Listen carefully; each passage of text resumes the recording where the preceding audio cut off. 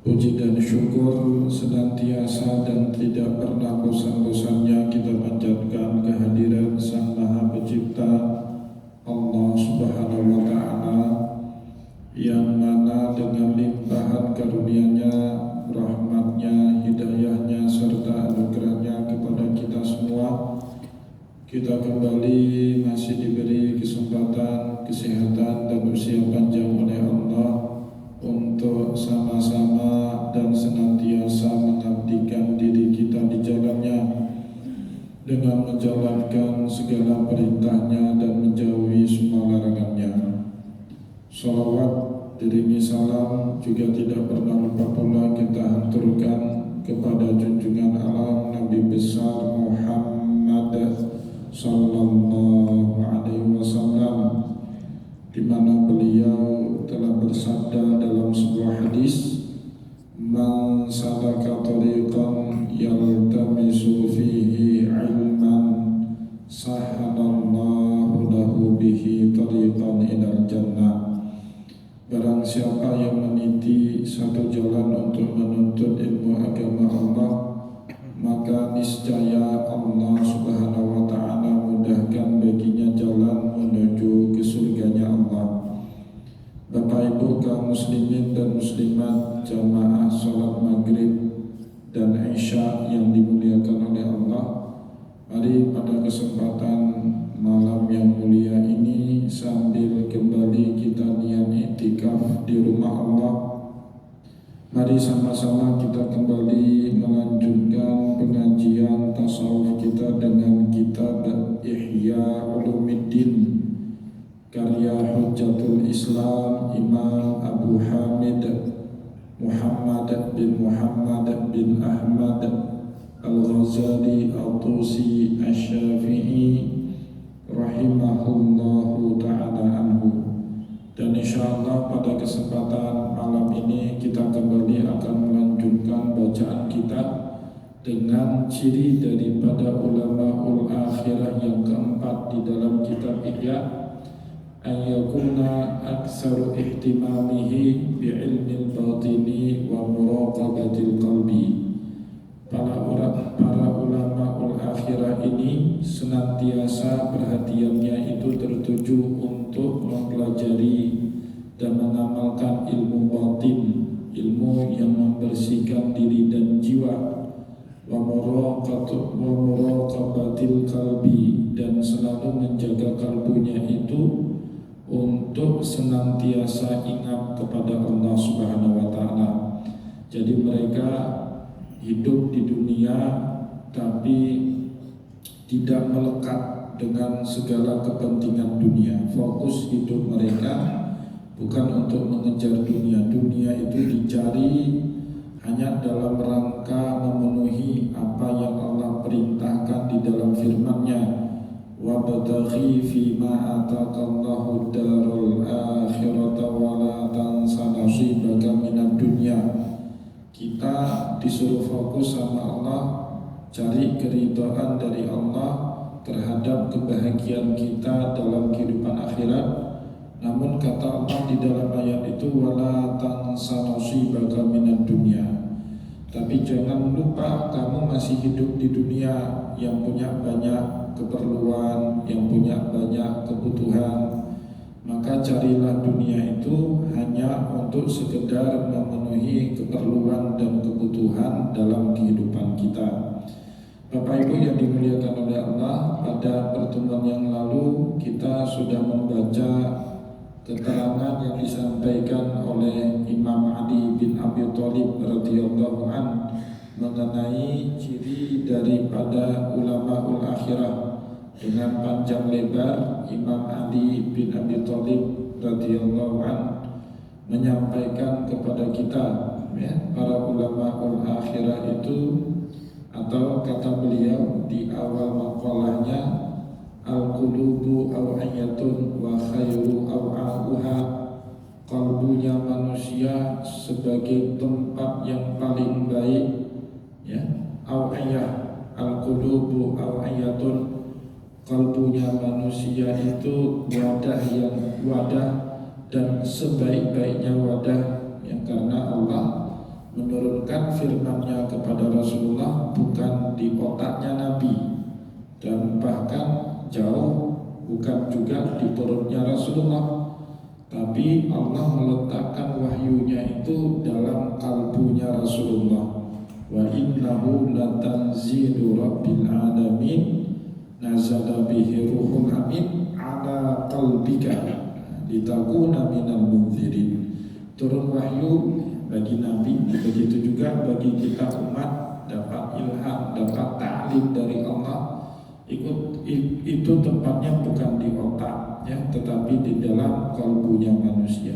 Ala qalbika, turunnya wahyu itu dalam kalbumu, litakuna minal munzirin, supaya kamu bisa menjadi pemberi peringatan kepada umat manusia. Nah, mana mungkin Bapak Ibu, luhurnya firman Allah, wahyu Allah, ilham dari Allah itu akan turun di dalam kalbu yang banyak kotorannya, yang banyak dengkinya, yang banyak hasutnya, yang banyak dendamnya. Tidak mungkin itu terjadi ya. Pada pertemuan yang lalu juga kita sudah menyampaikan bagaimana kecewanya Imam Ali bin Abi Thalib dengan menghela nafas yang panjang, summa tanafasa su'ada. Beliau mengeluhkan ilmu banyak ya, inna hahuna ilman jamman lawajatu lahu hamlatan, ilmu banyak tapi pemikul yang amanah kurang ya. Justru banyaknya sekarang orang menuntut ilmu agama itu di masanya Imam Ali, apalagi di zamannya kita. Bal ajidu taliban ghaira ma'munin, para penuntut ilmu agama tidak amanah. Yasta'milu alatuddin fi talabid dunya, dia gunakan ilmu agama yang dia pelajari untuk mencari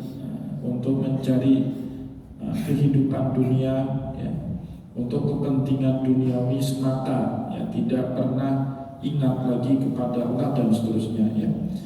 Nah, Bapak Ibu yang dimuliakan oleh Allah, selanjutnya malam ini insya Allah kita akan kembali melanjutkan bacaan dari keluhannya Imam Ali.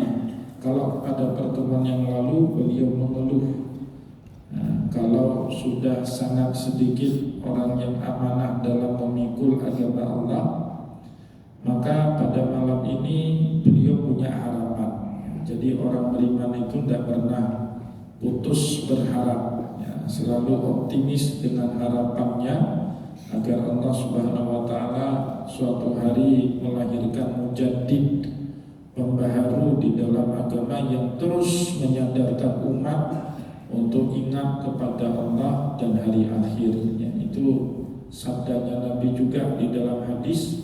Sering bahkan berulang-ulang kali Nabi Muhammad SAW di akhir nasihatnya kepada para sahabat, beliau selalu berkata, fala'alla muballighin minkum aw amina sami liyuballigha syahidu minkum al-ghaib fala'alla muballighin minkum aw amina sami.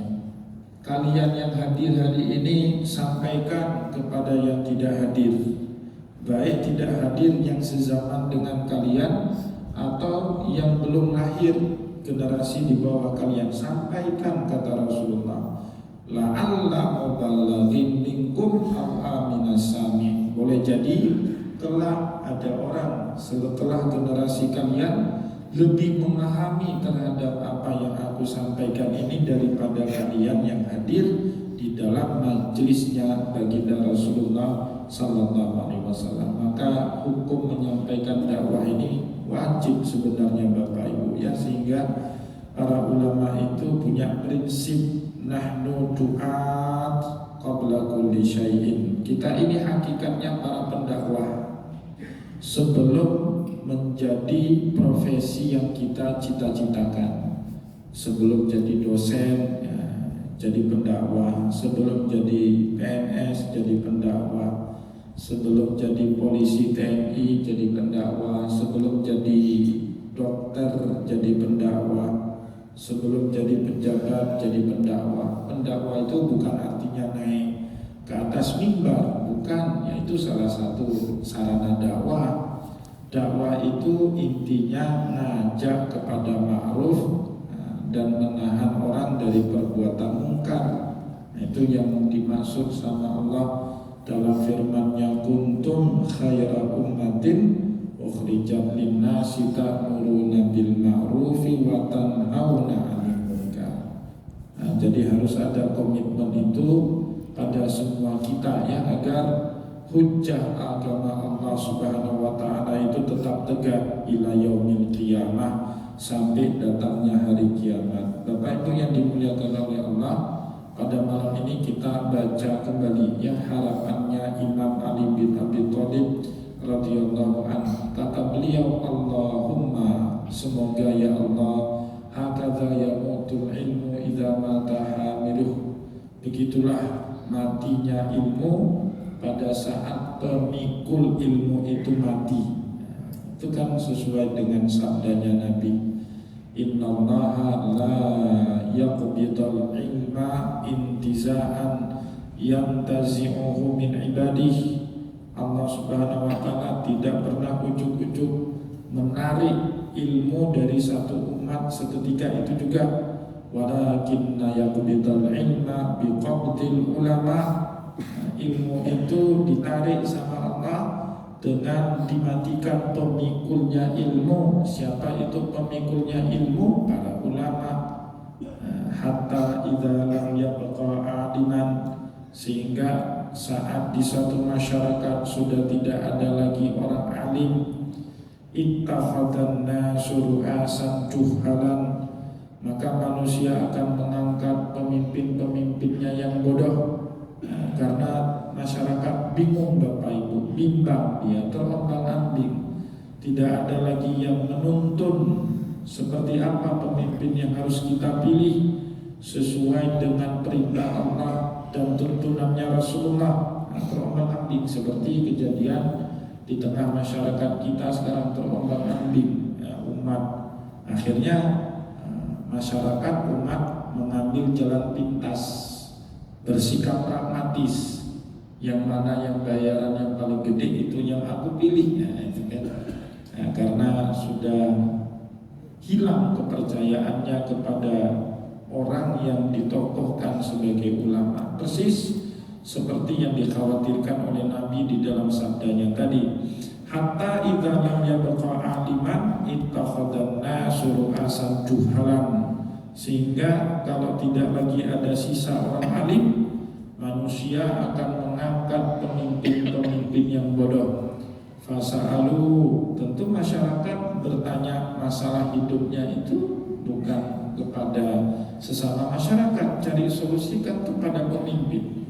Fasa'alu, jangankan menyelesaikan masalah masyarakat, masalah dia sendiri aja nggak tahu cara menyelesaikannya ya. Gimana orang bodoh itu menyelesaikan masalah dirinya dia aja butuh tuntunan dari orang lain. Nah, bagaimana mungkin dia bisa menyelesaikan masalah orang banyak kalau masalah dirinya sendiri aja belum selesai. Nah, maka kata Rasulullah, pada saat pemimpin-pemimpin bodoh ini ditanyai oleh masyarakat solusi yang sedang mereka hadapi, fa'aftau bi ghairi ilmin, maka mereka berfatwa tanpa ada ilmu. Nah, itu yang sering saya sindir Bapak Ibu. Di Trangon itu, di kawasannya Pak Maksalmina itu, di atas hutan Pak Max, ada pasar. Saya kaget luar biasa, siapa punya ide bangun pasar, ngabisin anggaran duit rakyat 7 miliar di tengah hutan. Jangankan manusia, monyet pun nggak mau ke situ. Jadi ada aja idenya pejabat kita itu bangun pasar di atas hutan ya, di tengah-tengah hutan ya. Fadallu wa adallu, inilah yang kemudian membuat masyarakat sesat dan tersesat ya, sesat dan menyesatkan. Nah, maka persis seperti sabdanya Nabi, Imam Ali bin Abi Thalib juga berkata, hakadha yamutul ilmu idza mata hamilu. Begitulah ilmu itu mati di tengah masyarakat pada saat pemikulnya yang amanah itu mati, wafat. hilang ulama ya juga hilang ilmu. Karena ilmu itu bukan hanya diajarkan, tapi dia harus juga punya contoh, Bapak Ibu. Masyarakat kan melihat contoh. Nah, jadi kalau kita ngajak orang lain hidup sederhana, tapi kemudian kita pulang naik mobil mewah, itu tidak mencontoh namanya. Ya, kita ngajak orang lain sholat berjamaah, kita tidak pernah nampak batang hidungnya ke masjid, itu tidak memberi contoh namanya. Ya. Balla takhlul ardu min qa'imin lillahi bihujjatin. Akan tetapi kata Imam Al-Ghazali, la takhlul ardu min qa'imin lillahi bihujjatin. Meskipun demikian, yang namanya bumi Tuhan ini, alam semesta ini wajib, tidak boleh boleh ada satu fase masa yang kosong min qa'imin lillahi bihujjatin, yang menegakkan hujah agama Allah. Tidak boleh itu. Dalam satu fatrah, dalam satu periode masa itu tetap wajib ada di dalam agama kita, Bapak Ibu, orang yang serius menuntut ilmu agama Allah dan kemudian dia pulang kepada kaumnya. Inilah orang yang kemudian terus menegakkan hujah-hujahnya Allah di tengah masyarakat. Itu makna firman Allah di dalam surat At-Taubah, wa ma kanal mu'minuna liyanfiru kafah. Tidak boleh semua umat Islam ini jadi dokter, tidak boleh semuanya jadi pejabat, tidak boleh semuanya jadi politikus, jadi panglima TNI, jadi insinyur, tidak boleh itu. Falaula kana min kulli firqatin minhum ta'ifatun liyatafaqahu fid-din. Kalau itu terjadi, banyak orang belajar teknik, belajar arsitek, masuk ke Akpol, Akmil, STPDN, ke Unsyah, ke ITB. Kata Allah dalam Al-Quran, hendaklah ada satu kelompok ta'ifatun liyatafaqahu fid-din, yang serius bertafakuh mempelajari agama Allah. Untuk apa? Liyunziru qaumahum idza raja'u ilaihim. Semoga-moga setelah dia alim, buah kompensasi dari tafakuhnya di dalam agama, inilah orang yang nanti kembali ke tengah masyarakat, yang mengingatkan masyarakatnya untuk kembali ingat kepada Allah Subhanahu wa Ta'ala. Jadi penting sekali itu. Di dunia ini tidak boleh ada kosong satu fase masa tanpa ada ulama, tanpa ada pemberi ingatan kepada umat Islam. Bahaya itu di dalam agama kita. Imma tahirun maksyufun wa imma khaifun makhurun. Pilihannya biasanya ulama ini dua kelompok, Bapak Ibu. Ada mereka yang muncul, tampil, zahirun, nampak, maksyufun, mudah dikenali ilmunya, enak dicerna sama masyarakat, taklimnya. Dia muncul, dia hadir, dia tampil, menyelesaikan masalah-masalah umat. Itu kategori jenis ulama yang pertama. Harus ada seperti itu yang muncul. Saya ada satu orang itu, Bapak Ibu, Ustadz kita itu ya. Saya tahu beliau alim tapi tidak mau muncul. Akhirnya kita ngomongin itu, bahaya. Anda itu ilmunya banyak, hafal Quran, hadis juga, tapi kalau nggak mau muncul, nah, nanti yang muncul itu orang yang nggak sepatutnya dimunculkan.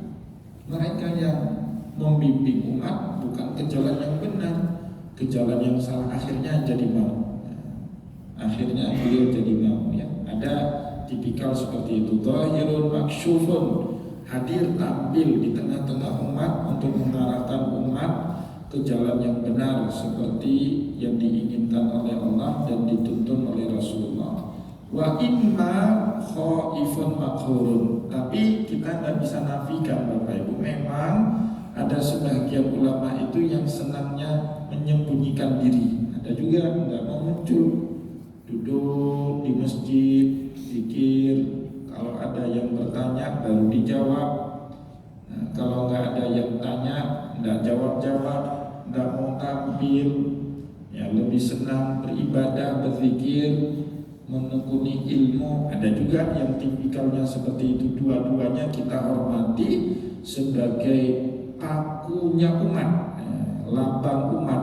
Kalau bahasa Acehnya ya, ulama ini dia pakunya bumi. Selama ada ulama-ulama inilah Bapak Ibu tercegah manusia dari perbuatan-perbuatan keji, perbuatan dosa, perbuatan hina ya.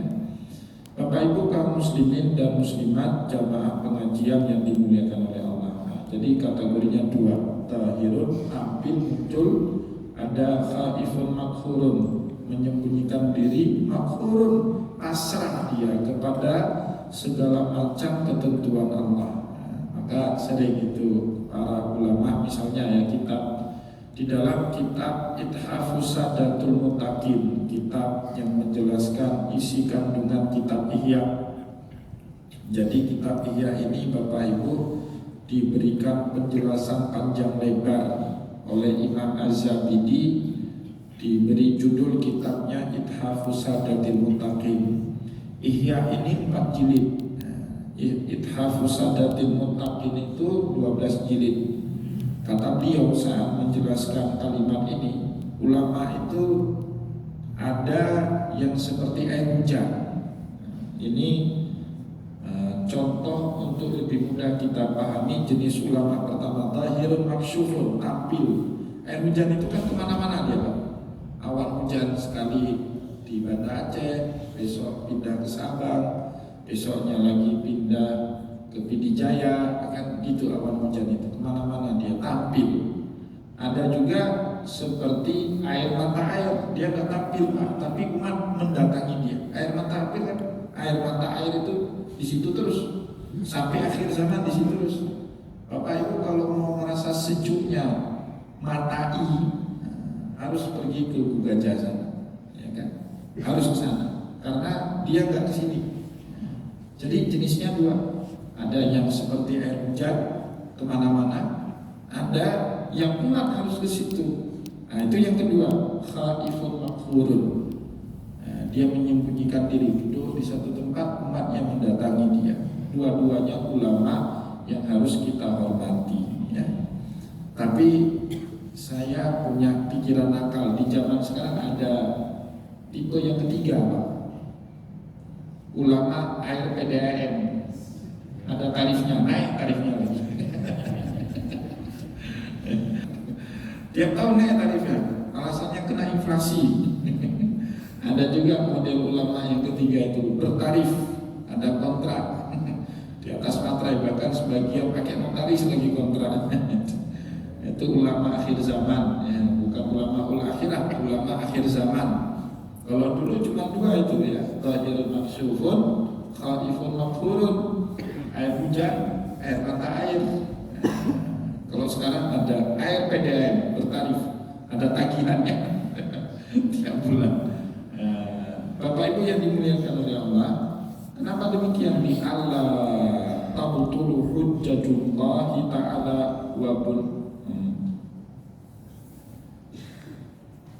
wa bayyinatuhu ya, li anna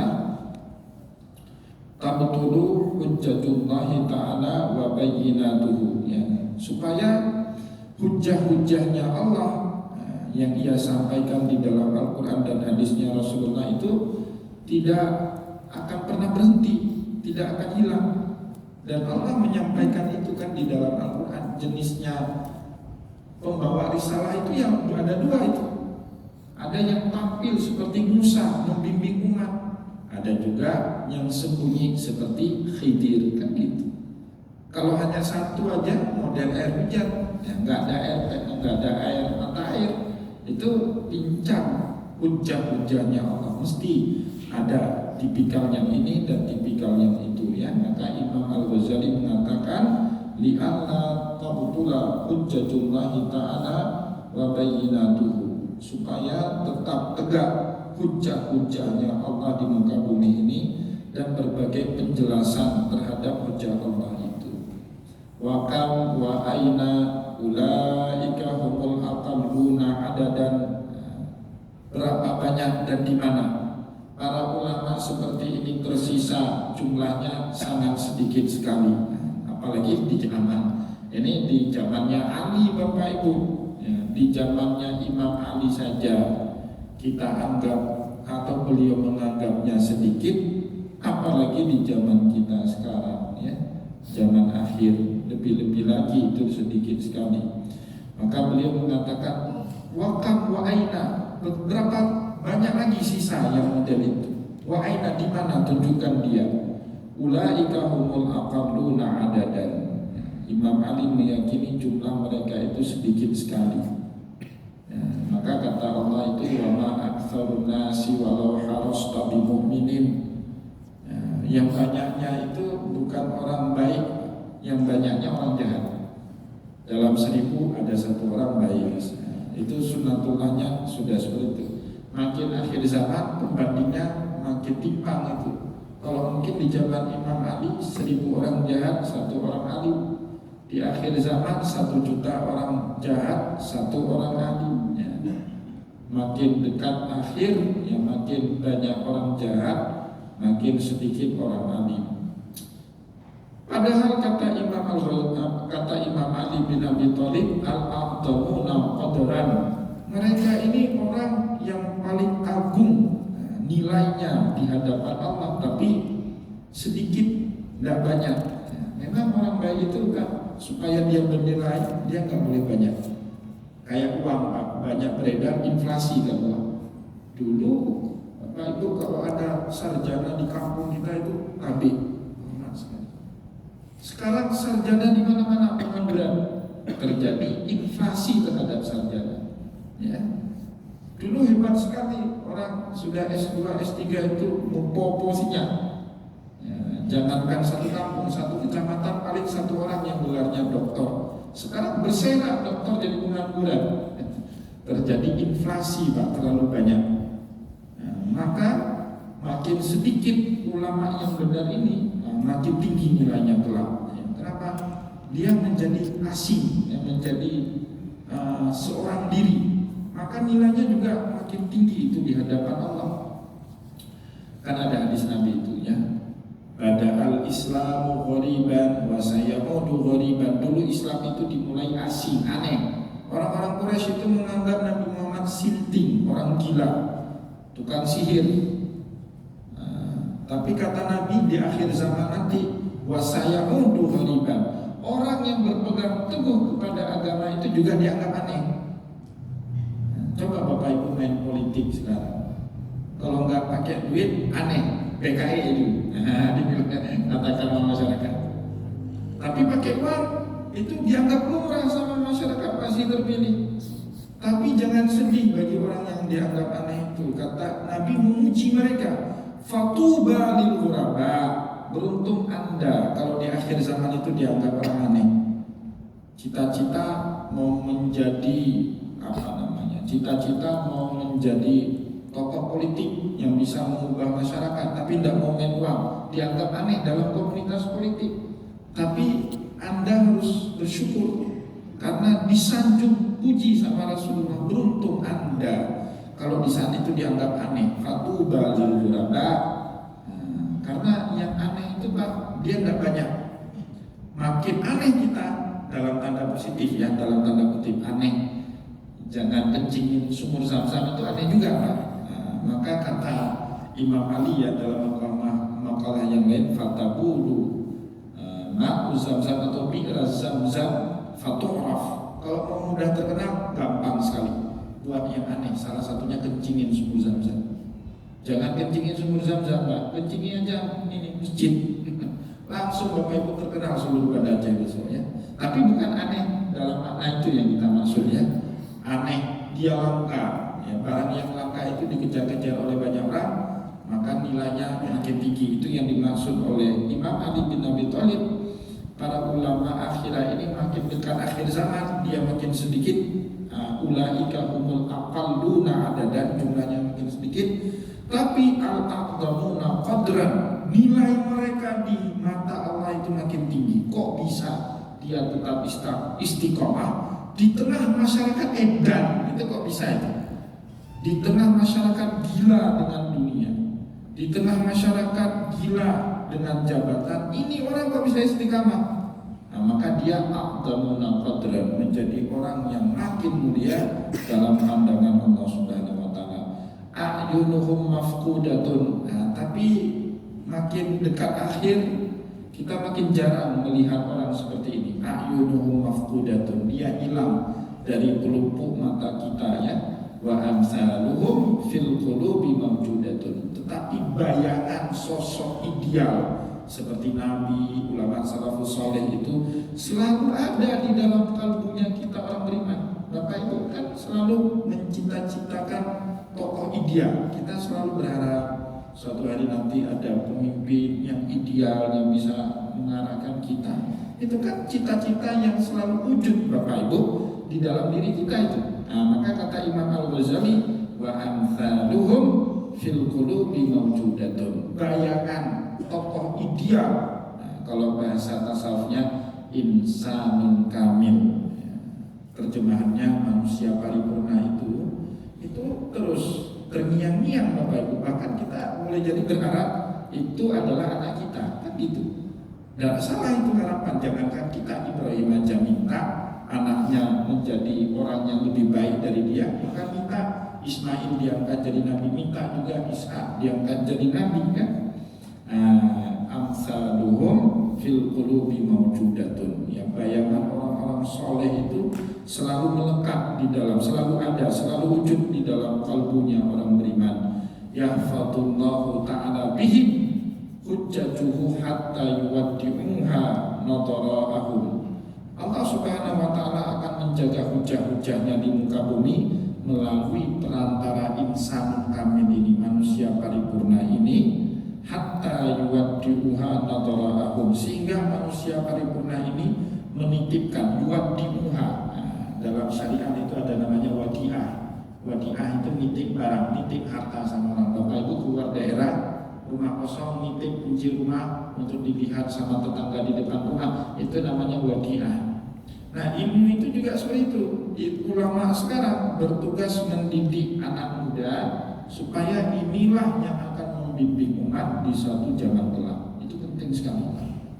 Itu ilmu-ilmu leadership di tengah masyarakat itu harus ditransfer ke anak muda itu, ya, supaya mereka punya merasakan pengalaman, menimba ilmu bagaimana caranya berteman di tengah masyarakat itu, dan kemudian mereka lah yang akan menjadi harapan kita di masa depan. Ya, itu sudah menjadi kewajiban kita sekarang ya. Kata Imam Ali bin Abi Thalib, inilah mereka yang akan menegakkan hujah Allah hatta yuwaddi'uha nadara'ahum, sehingga mereka nanti menitipkan hujah Allah itu kepada generasi berikutnya.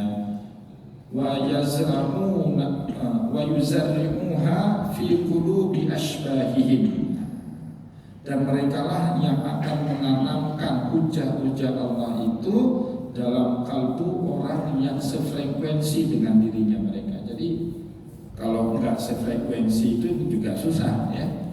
Nah, kalau nggak ada minat belajar ilmu agama juga susah. Harus ada minat, harus sama ide, sama frekuensinya. Baru kita bisa menanam hujah Allah di dalam kalbunya orang generasi berikutnya ya, pada anak-anak muda.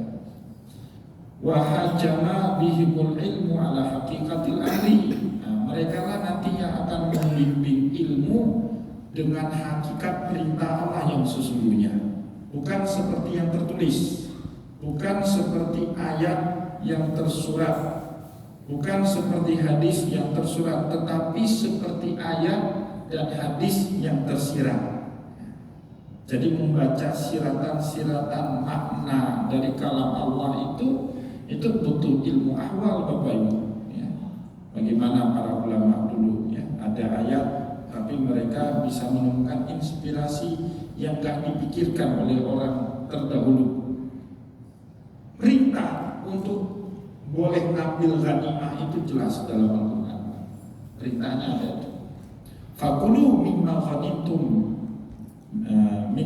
fakulu mimma ghanimtum fil ardi halalan thayyibah.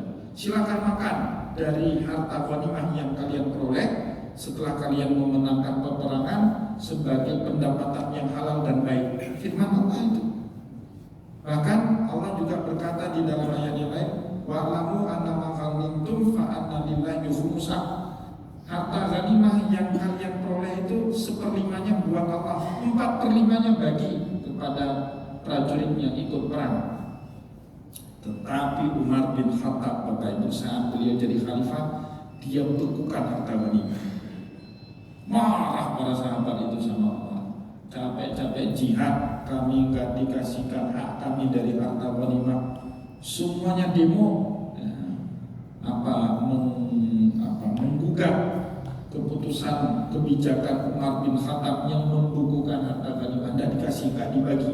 Ke panglima perangnya nggak dikasih, ke prajurit-prajuritnya nggak dibagi sama Umar bin Khattab. Demo, Bapak Ibu para sahabat. Kenapa? Jelas ayat Al-Quran membolehkan harta ghanimah itu. Tapi apakah pembagian harta ghanimah dalam situasi dan kondisi yang dihadapi Umar tepat, sesuai ala hakikatil amri, hakikat perintah dari Allah? Sepertinya kali ini Umar yang tepat membaca makna yang tersirat, bukan makna yang tersurat. Nah, Bapak Ibu, di zaman itu, kalau Umar tetap meneruskan perintah Allah membagi harta ghanimah, maka Bapak Ibu, yang kaya itu orang yang ikut perang terus, dan yang ikut jihad itu urung-urung saat. Orang itu aja, panglima perangnya itu, prajuritnya itu. Maka di zaman Umar dia buat rotasi, dia buat regenerasi. Dia ganti panglima perang yang sudah sangat legend. Khalid bin Walid itu legend itu, tidak pernah kalah. Perang apapun dia menang. Tapi sama Umar berani dia ganti. Khalid bin Walid diganti sama Ubaidillah bin Jarrah. Kenapa Ubaidillah bin Jarrah? Sahabat senior. Khalid bin Walid sangat hormat kepada Ubaidillah bin Jarrah. Tapi Ubaidillah bin Jarrah itu bukan ahli strategi. Tapi Khalid bin Walid mau berperang di bawah kepemimpinannya Ubaidillah bin Jarrah. Kalau kita mana lagi, Pak? Udah bangku panjang, mana bangku. Kalau perlu data lama, buang semua supaya mampus kau pikir bisa itu urus pasukan, kan pesawat. Ada bahkan nauzubillah sebagian tempat masjid di pesawat. Pesawat bukan kecil dihancurkanlah. Dulu dia yang bangun masjid itu, kemudian dia pula yang menghancurkan masjid. Kadang-kadang umat kita ini nggak takut lagi Allah, nauzubillah misalnya.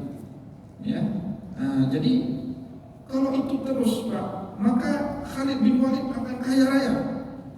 Dia yang punya sawah berhektar-hektar, kebun berhektar-hektar, ternak berhektar-hektar, atau ternak beratus-ratus ternak, atau juga emas berkilo-kilo emas dirham itu. Dan itu membahayakan negara. Kalau terlalu banyak individu yang kaya, negara nggak punya penghasilan, gimana? Yang mengongkosi pasukan itu siapa? Kan negara juga. Akhirnya negara menguasai seluruh harta ghanimah, kemudian dibuatkan tingkat level gaji sesuai dengan pangkat. Prajurit sekian, kopral sekian, letnan sekian, kapten sekian, letkol sekian, kolonel sekian, jenderal sekian. Dibuatkan. Para prajurit protes sama Umar itu. Tapi Umar akhirnya punya ayat. Ya, dia nggak mau ketemu dengan orang demo itu, berhari-hari sholat terus minta bimbingan sama Allah, dapat ilham. Akhirnya Umar bin Khattab dia menghadapi masa, saya yakin keputusan saya ini benar, karena Allah berfirman dalam Al-Quran, kaila takunu dulatan bainal aghniya'i minkum. Harta itu bahaya sekali kalau hanya beredar di segelintir orang saja. Bahaya sekali, Pak. Kayak di Indonesia itu 10 naga itu menguasai 70% kekayaan orang Indonesia. 70% dikuasai oleh 10 orang, Pak, kekayaan. 30% sisa bagi-bagi kita 200 juta rakyat. Bagi-bagi. Itu kan bahaya sekali negara seperti itu, Pak. Ya, presiden nggak punya wibawa itu. Mau ini salah, akhirnya di backup lah, jaksa harus menjaga sama TNI sekarang, Pak. Kenapa? Karena yang kayanya terlalu kaya. Bahkan kekayaannya melebihi APBN, Pak. Ada itu kalau dikumpul 10 orang Crazy Rich Indonesia itu, APBN Indonesia berapa itu? 3.000 triliun, 4.000 triliun itu satu tahun.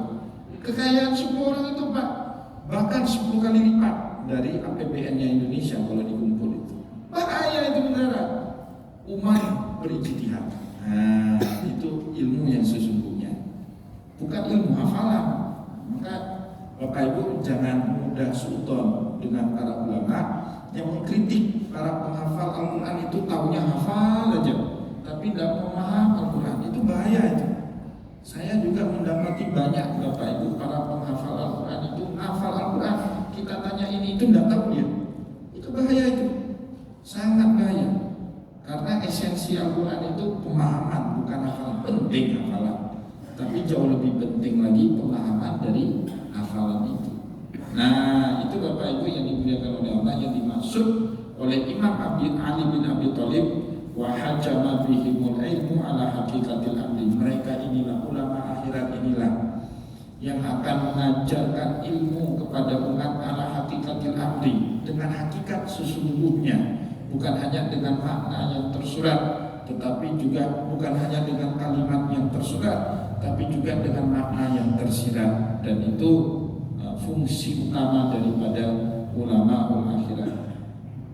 Kita lanjutkan dikit lagi ya, ini tangguh mau habis ciri-ciri yang terakhir ini.